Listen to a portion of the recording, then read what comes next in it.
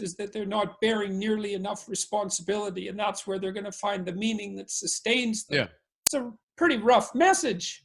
Yeah. And the second thing is, especially with young people, because the message has been for 50 years, and this is part of the humanists from the 1960s, is, well, you're okay the way you are. Yeah. And I think there isn't anything more damning that you Right. can tell a young person than, Right. well, you're okay the way you are, especially if they're suffering and nihilistic. Right. It's like, well, it's you're like, okay. Get me out of how I am. I want to get out of this state. You know. That's right. They want to crawl right out of their skin. And so you tell them instead, no, look, man, you don't know anything. You're barely beginning. You're suffering because, in a sense, because you are steeped in sin to an almost unimaginable degree. And I'm saying that compassionately, not right. judgmentally, and that if you want to put your life together, you have to start small and you have to be careful and awake. And if you do it carefully, then you can eliminate these flaws in your character that no one should be celebrating. Hello, everybody, and welcome back to the channel. In this clip, Bishop Barron and Jordan Peterson are getting deep into the nature of human beings, what we're like in and of ourselves, sin, escaping suffering, how to think properly about how we are to navigate some of the temptations, some of the internal angst that we experience in our lives. It's a very profound discussion, and I think what you will see is they might dive deep into a profundity that you might not be able to escape from. Stick around to find out why. I'll interact with the clip along the way. And there's one specific thing that Bishop Barron says in relation to what Jordan Peterson is saying about Jesus that I had never heard him completely articulate before, and it blew my mind. So let's go. And people light up when you tell them that. Yes, right. It's so strange. It was a real pastoral failure on the part of the church as I was coming of age, because we were reacting against maybe a hyper stress on sin. So my parents' generation probably got that, especially sexual sin. So I understand that there was a hyper reaction, but that is exactly the problem. Is you ended up with a generation of Catholics that felt like, oh, okay, God is love, I'm okay, everything will be fine. And so then there's no energy, there's no directionality, there's no sense of purpose, there's no sense of spiritual struggle. There's no evil. Right. There's no real evil. Everything dealing with, situations like Nazi Germany. Right. Right. But no, that was a huge pastoral failure. One was intellectual as coming of age. We became very deeply anti-intellectual, and this problem of a hyper kind of Rogerianization of our pastoral practice. See, I liked Rogers a lot, because one of the things Rogers really taught me to do was to listen. Right. Yeah. His advice about listening and then restating to people what you heard. Yeah. So that they agree with you. That's unbelievably powerful, because it does force you to listen. But Rogers was a seminarian, and he did dispense with the idea of evil and the devil fundamentally. And he fell into the trap of Rousseau, where the idea was that people were basically good.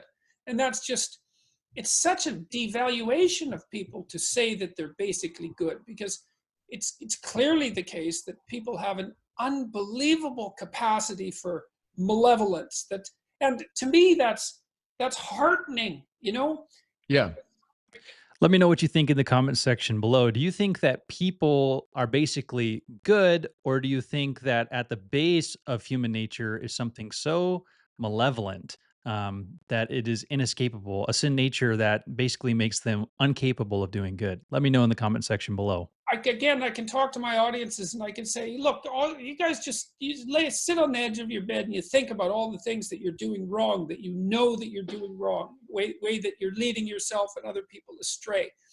Those things will come to your mind momentarily, and imagine briefly where that would take you if you allowed your imagination to take you to where it could in its depths. And everyone nods their head because they bloody well know.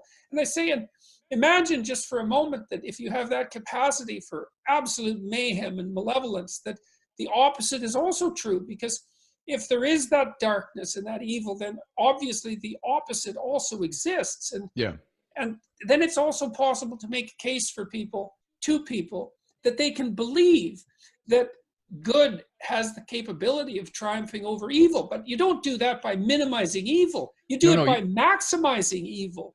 Oh, wait. No, I think you meant to say you do it by maximizing good.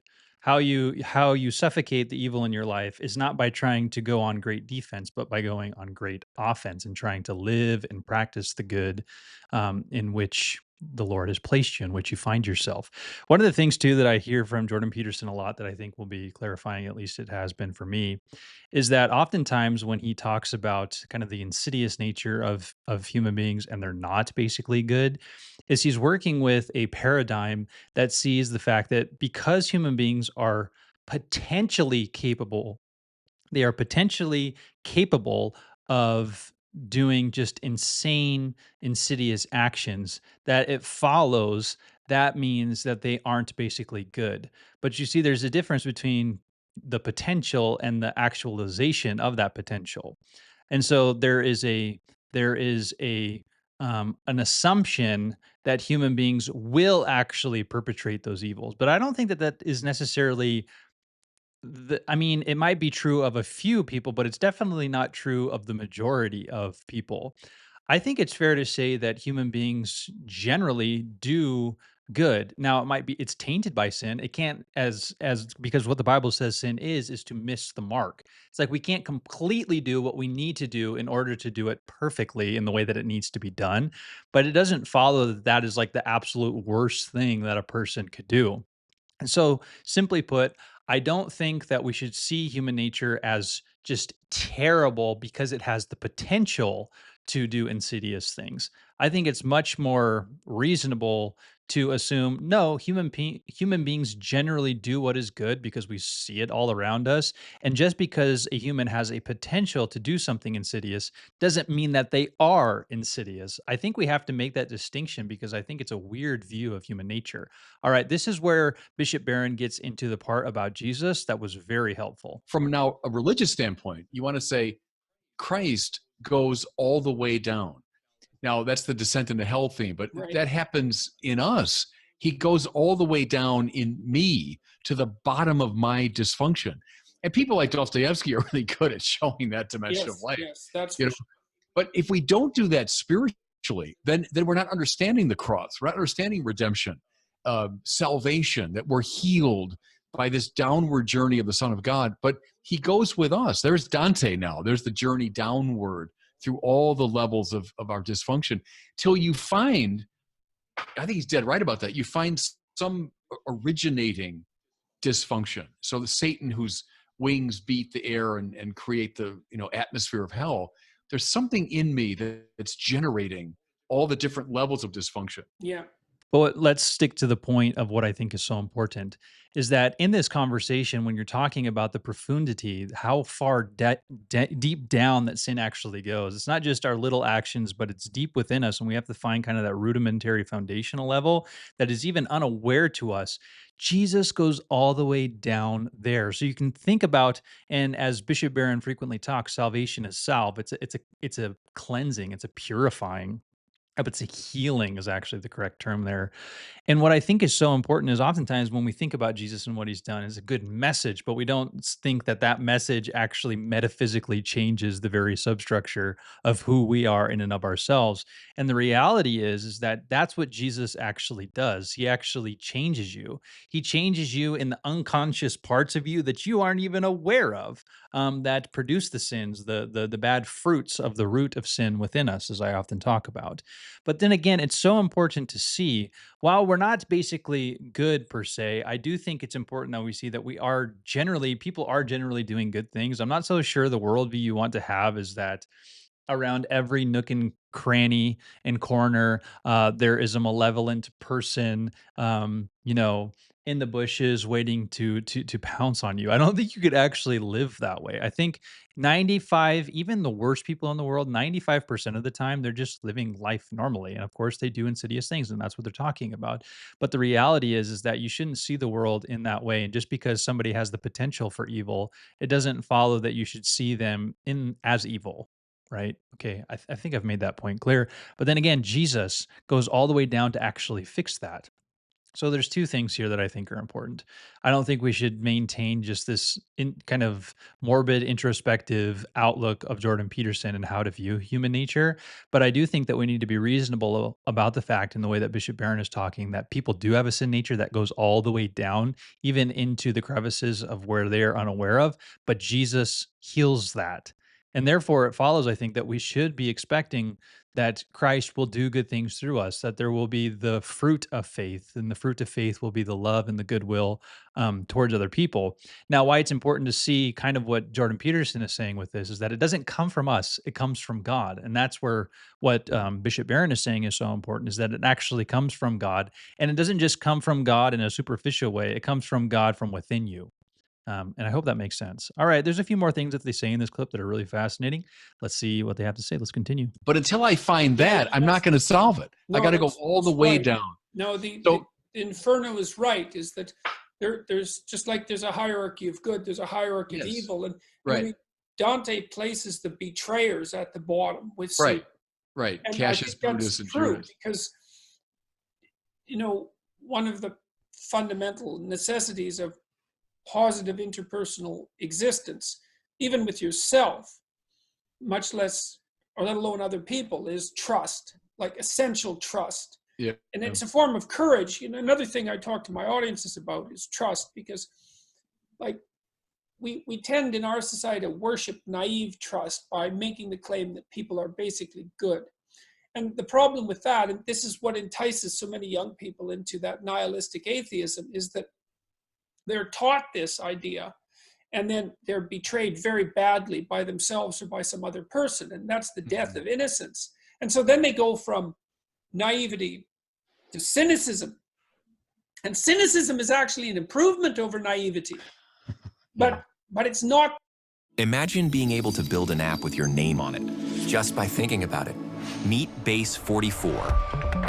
Not the end. And they don't know that, because the next step is to trust as a consequence of courage, and to say, look, I'm going to extend my hand once again to myself or to my friend or to my family member, despite the fact that I've already been betrayed and hurt. Because by extending that hand again, I allow the person the possibility of redemption, and I open up a space for us to rekindle a productive relationship. But that's predicated on courage and not naivety. I know that Yeah, it's like stretching out a hand to a dog that's frightened and barking right. and Yeah, looking like it's going to bite. It's still the best way, if you're careful, to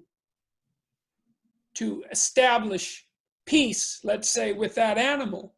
And the problem with the betrayers is that they take trust, which is the most fundamental necessity for interpersonal relationships, and then they violate the very principle of trust. All right, we're just going to end it there. I guess the last thought I have is that distinct, or that contrast between naivete and cynicism. And Jordan Peterson says that cynicism is better than naivete. I just don't think the majority of people are there. Like, I don't think people get to that level of cynicism. The majority of people, I'm talking about the majority of people here, they don't get to that level of cynicism where they just see everything that is wrong in people and everything that is wrong in the world. Now, if you continue to watch this conversation, and I'll have the link to the full conversation in the description below, Jordan Peterson will actually give an example of a lady who was a client for him that went through something similar to that. But again, it's important, like when you're listening to Jordan Peterson, to realize that much of his reflections, his observations come from dealing with people that are in great psychological distress. And I think that while the majority of us do get there, and I'll admit I've had anxiety, panic, I've had depression. I've never gotten to the level of what Jordan Peterson talks about so frequently. And I think it's important that you kind of heed his advice lightly, because he's talking from such, in my personal opinion, an exaggerated position. I don't think cynicism is best. I do think that naivety is often a good thing. Like, for example, you have a cynical thought that comes into your mind about your spouse. It's better just to be like, "No, I trust them," and he's talking about the violation of trust. Like, "No, I just trust them. Maybe I have a good reason to be cynical about their behavior, but until it comes to light, until it's obvious, why not just exist in that naivete?" I don't think that that is worse at all. I actually think it's better. I think it's better to live in a naivety and an assumption that pretty much everyone around you is not some crazy psychopath, but is just a normal person. I think that just reveling in the fact that we live in a normal mundane world and the majority of people, yes, they have faults, they have habits, they have hangups, they do things all the time, that needs forgiveness and they need the grace of God. They're not perfect and they miss the mark and therefore they're sinners. But just because they're sinners, it doesn't follow that because they have the potential to do the most insidious sinful thing you can imagine, that they are the most insidious evil thing that could be imagined. I don't think we should make that presupposition. Rather, we should just encourage people to find Jesus and rest in Him, and to look out into the world and just see the beauty of it and be a little bit naive about the evils in it. I guess some people would say, no, that's not good because we got to enact justice about all the things bad that happen in the world. And those things do happen. But I also think that that isn't necessarily just one person's responsibility or even two, but a collective whole. And that's why we have societies. That's why we have rulers and stuff. I guess it's because I'm not one of them that I'm talking this way. But I don't know. Those are just some of my thoughts. Again, reflect on the fact that Jesus went all the way down in the way that Bishop Barron is talking about. There is a base level unconscious reality of sin within you that Jesus salves. He heals that. And that means that it's not just a good message, but Jesus is metaphysically present within you, actually, through his spirit, changing you into the person that would actually become love. And if that is the case, I do think that we can say through Christ that people actually are good. And there is even a sense that in, I mean, St. Irenaeus, the recapitulated head, there is a sense that that grace extends to all people. As Bishop Barron talks about from John Henry Newman, that Christ is the aboriginal vicar of Christ within the soul. People have a conscience, they know what's right and wrong. And that sheer fact proves, and I think a lot of the time, even though they don't do it perfectly, they choose to do the right thing and they do it with good intentions. So I just don't see the worldview, but maybe you do. Let me know in the comment section below. All right, that's all I have for this video. Please be sure to like and subscribe. Remember that Christianity is Christ, and without him, there is no Christianity. And I'll see you in the next one. Peace.